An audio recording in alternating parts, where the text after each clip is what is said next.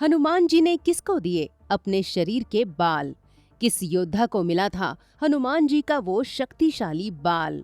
आखिर क्या है हनुमान जी के 3 बालों का रहस्य? आइए जानते हैं आज के इस वीडियो में। दोस्तों, हनुमान जी को अतुल बल धामम कहा जाता है क्योंकि उनकी शक्तियों की तुलना किसी से भी नहीं हो सकती। हनुमान जी एकमात्र साक्षात देवता हैं जो पूरे विश्व में सबसे शक्तिशाली और सबसे बड़े धर्मात्मा हैं। महाभारत में हनुमान जी को लेकर कई अद्भुत कहानियां सुनने को मिलती है।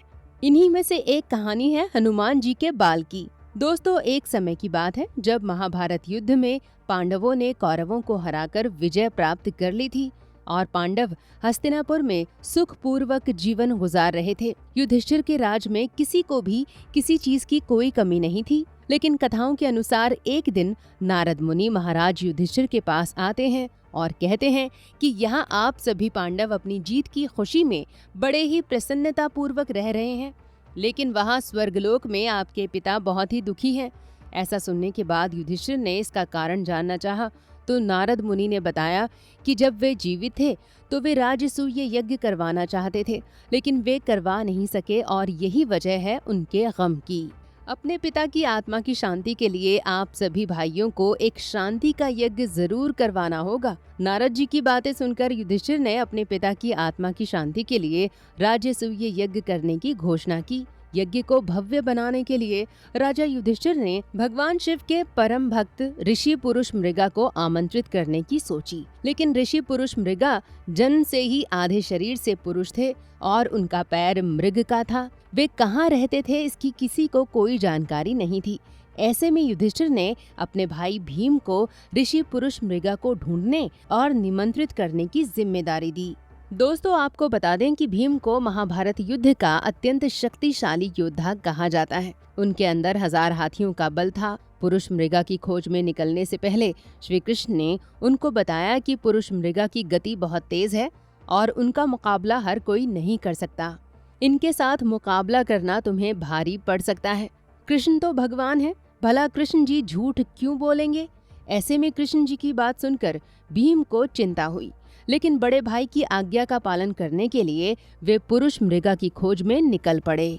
दोस्तों, ढूंढते ढूंढते भीम को कई मुश्किलों का सामना करना पड़ा। जब वे खोजते खोजते जंगल की ओर पहुंचे तो उन्हें वहां रास्ते में एक वानर दिखा, लेकिन वो कोई साधारण वानर नहीं था। वो वानर भगवान हनुमान जी थे, जिनके बारे में भीम को नहीं पता था। ऐसे में जब भीम ने हनुमान जी को एक बंदर समझकर उनसे अपनी पूंछ हटाने के लिए रास्ते से साइड होने को कहा तो उस जिद्दी बंदर ने भीम को ही चुनौती दे दी और कहा कि अगर तुम मेरी पूंछ हटा सकते हो तो हटा दो। आप में से कम ही लोग जानते होंगे कि हनुमान जी और भीम के पिता वायुदेव हैं, यानी कि दोनों ही पवन पुत्र हैं। ऐसे में जब भीम हनुमान जी की पूंछ को हटाने के लिए आगे बढ़ते हैं तो उनसे वो पूंछ हिलती तक नहीं। इतनी कोशिश करने के बाद भी वो पूंछ टस से मस नहीं हुई। फिर जब वे हार मान गए तो भीम को एहसास हुआ कि ये कोई साधारण बंदर नहीं है बल्कि हनुमान जी हैं।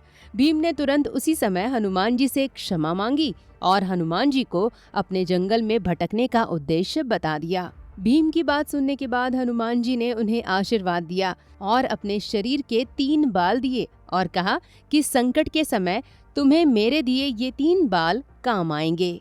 दोस्तों, भीम ने हनुमान जी के द्वारा दिए वे 3 बाल अपने पास रख लिए और फिर चल पड़े ऋषि मृगा को ढूंढने। कुछ दूर चलते ही भीम ने ऋषि मृगा को देखा। वे उस वक्त शिवजी की आराधना में लीन थे।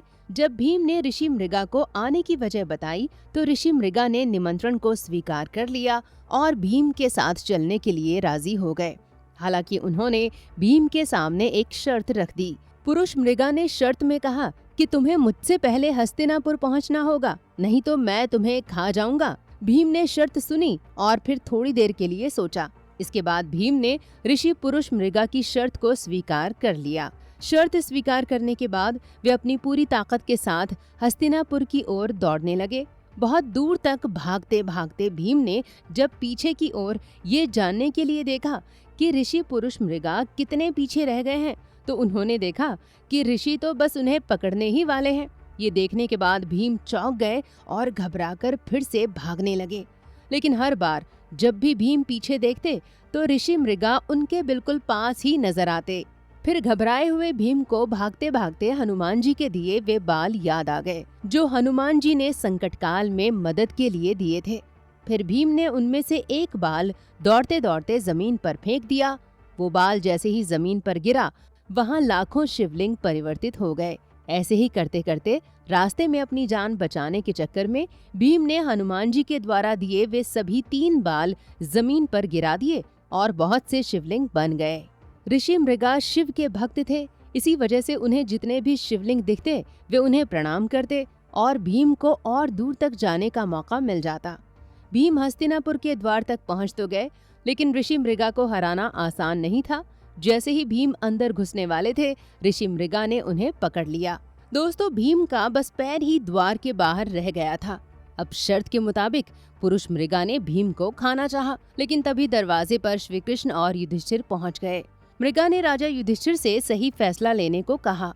दोस्तों, युधिष्ठिर ने कहा, चूंकि भीम के केवल पांव ही द्वार के बाहर रह गए थे, बाकी शरीर तो द्वार के अंदर ही है, इसलिए पुरुष मृगा तुम सिर्फ भीम के पैर ही खाने के हकदार हो। ऐसा सुनकर ऋषि पुरुष मृगा युधिष्ठिर के न्याय से प्रसन्न हुए और उन्होंने भीम को छोड़ दिया। दोस्तों, इसके बाद ऋषि ने यज्ञ संपन्न करवाया और सबको आशीर्वाद भी दिया। तो इस तरह से हनुमान जी की कृपा से भीम अपने लक्ष्य को पूरा करने में सफल रहे और बजरंग बली ने उनकी रक्षा भी की। तो दोस्तों, ये थी कहानी हनुमान जी के चमत्कारी बाल की। आपको कैसी लगी आज की स्टोरी, हमें कमेंट करके जरूर बताइएगा। साथ ही चैनल को सब्सक्राइब करें, वीडियो को लाइक और शेयर करें। धन्यवाद आपका।